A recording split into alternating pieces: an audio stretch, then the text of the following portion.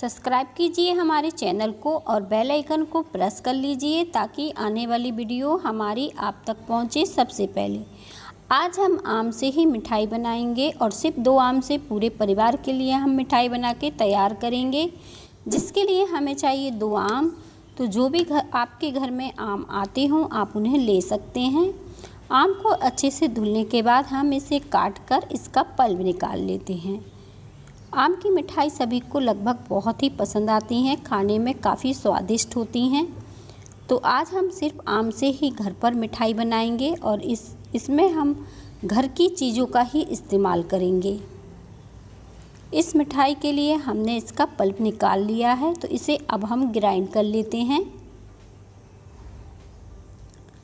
अच्छे से हमें इसे ग्राइंड कर लेना है ताकि जो मिठाई बनाए वो बहुत ही बढ़िया बने। और इसे ग्राइंड करने के बाद इसे अब हम साइड रखेंगे और एक पैन ले लेंगे। पैन या कढ़ाई कुछ भी आप ले सकते हैं। इसमें हम देसी घी डालेंगे। देसी घी पूरी तरह से ऑप्शनल है। आप चाहें तो इस चावल के आटे को बिना देसी घी के भी भून सकते हैं। आधे कप मैंने चावल का आटा ले लिया है। अगर आपके पास चावल का आटा नहीं है तो कोई दिक्कत नहीं, आप जो घर में चावल आता है उसे धुलकर पंखे में सुखा लीजिए और फिर इसे मिक्सी में पीसकर इसका आटा तैयार कर सकते हैं। अब हम इसे लगातार चलाते हुए भून लेंगे। इसकी मिठाई काफ़ी स्वादिष्ट लगती है खाने में। तो इसी तरह से चलाते हुए हल्का सा जब तक कलर चेंज ना हो जाए और इससे बढ़िया सी खुशबू ना आने लगे। चावल का आटा हमारा लगभग भुन ही गया है और इसे हमने 3 से 4 मिनट तक भूंज लिया है। इसका हल्का सा कलर चेंज दिख रहा होगा आपको और बहुत ही बढ़िया इससे खुशबू आएगी। तो अब हम इसमें दूध मिलाने वाले हैं। तो 1 कप हमने दूध का इस्तेमाल किया है। आप चाहें तो गैस को इस समय बंद रखें और फिर दूध मिलाएं। चावल का आटा भूनने के बाद आप 2 से 3 मिनट के लिए गैस को बंद कर दीजिए। चावल का आटा हल्का सा ठंडा हो जाए और फिर दूध डालेंगे तो इसमें एक भी गुलठे नहीं पड़ेंगे, पर मैंने थोड़ा सा गरम में इसे डाल दिया है तो इस तरह से ये गुलठे से हो गए हैं। लेकिन कोई बात नहीं, हम इसे लगातार चलाते हुए पका लेंगे तो इसके गुलठे नहीं वो रहेंगे, सारे गुलठे अच्छे से मैश हो जाएंगे। अब हम इसमें आधे कप ही चीनी डाल देते हैं। जितना हमने चावल का आटा ले लिया था उतनी ही हम चीनी का इस्तेमाल करेंगे। तो आप इस तरह से घर की चीज़ों से मिठाइयाँ बनाएंगे तो बहुत ही स्वादिष्ट बढ़िया बनेंगी। और जैसे मैंने आपको बताया है बस ठीक उसी तरह आप मिठाई को बहुत ही ईजिली घर पे बना पाएंगे। अब हम इसे इतना चलाएंगे ताकि जो इसमें 1-2 गुलठे पड़ गए हैं वो अच्छे से घुल जाएं। और जो आम का पल्प हमने रखा है निकाल के, चीनी घुलने के बाद हम इसे मिला देंगे। मिलाने के बाद हम इसे अच्छे से मिक्स कर लेंगे। इसी से मिठाई में बहुत ही बढ़िया कलर आ जाएगा, कोई कलर की ज़रूरत नहीं पड़ेगी। आम का अपना एक अच्छा कलर होता है।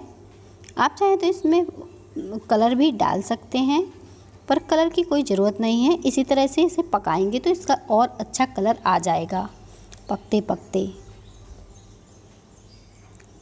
और इस तरह से जब ये थिक दिखने लगी, बढ़िया सी दिखने लगे, तो थोड़ी देर के लिए अब हम इसे और पकाएंगे।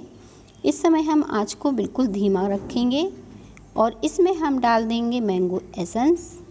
ये आपके पास नहीं है तो आप इसमें इलायची का पाउडर डाल सकते हैं, लेकिन इलायची के पाउडर की इसमें ज़रूरत नहीं रहती है, मैंगो का अपना टेस्ट होता है।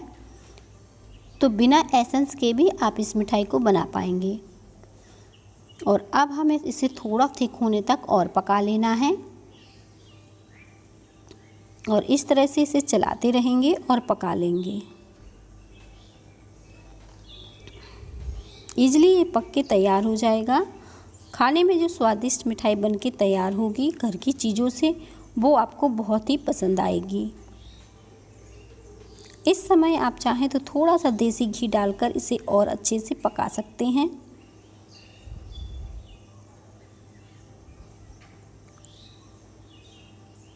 चार से 5 मिनट लग जाएंगे इसे पकने में, क्योंकि इसे हमें धीमी आंच में ही पकाना है, तभी हमारी मिठाई स्वादिष्ट बनेगी। और इस तरह से काफ़ी थिक ये दिखने लगेगा बढ़िया सा।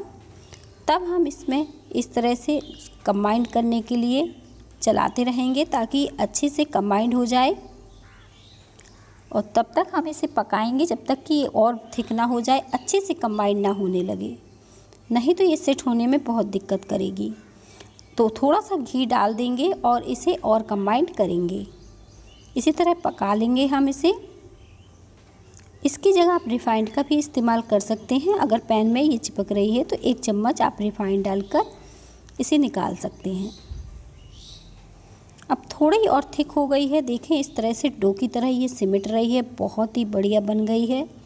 इसी तरह से पकाकर हमें इसे बनाना है। आप देख रहे होंगे बहुत ही बढ़िया पक गई है। अब इसमें गुलठे भी नहीं रहे, बहुत ही सॉफ्ट मुलायम बर्फ़ी हमारी बनेगी। गैस को हम बंद कर देंगे और इसे निकाल लेंगे। एक ट्रे को हम ग्रीस कर लेंगे। आप थाली या ट्रे को किसी को भी ग्रीस कर सकते हैं। और जो बर्फ़ी है इसे हम फैला देंगे।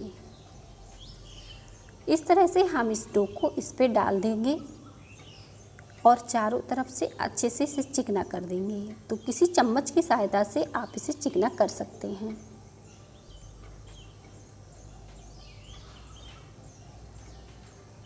और इस तरह से हम इसे अच्छे से चिकना कर लेते हैं।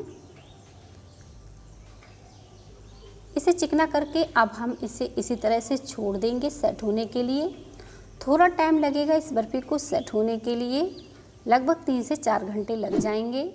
आप चाहें तो इसे फ्रिज में रख के जल्दी भी सेट कर सकते हैं। तो अच्छे से चिकने होने के बाद अब हम छोड़ देते हैं इसे सेट होने के लिए। सेट होने पर ही हम इसे काट लेंगे अपने मन चाहे पीस में। जैसे पीस आपको पसंद हो उस हिसाब से आप इसे काट सकते हैं।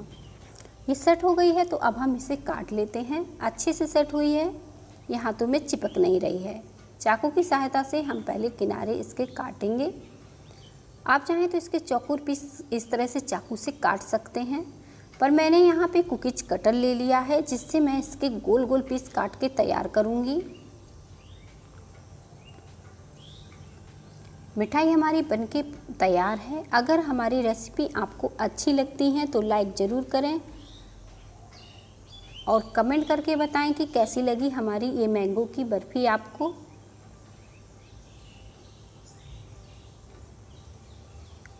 सारी मिठाई को हम इस तरह से रिंग की तरह काट लेंगे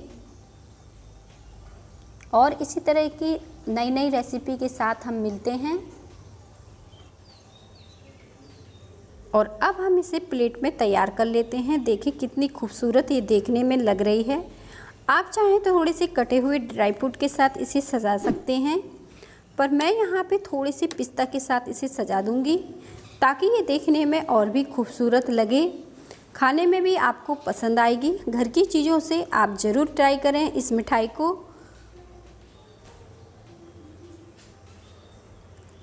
मिलेंगे इसी तरह की और नई नई वीडियो के साथ।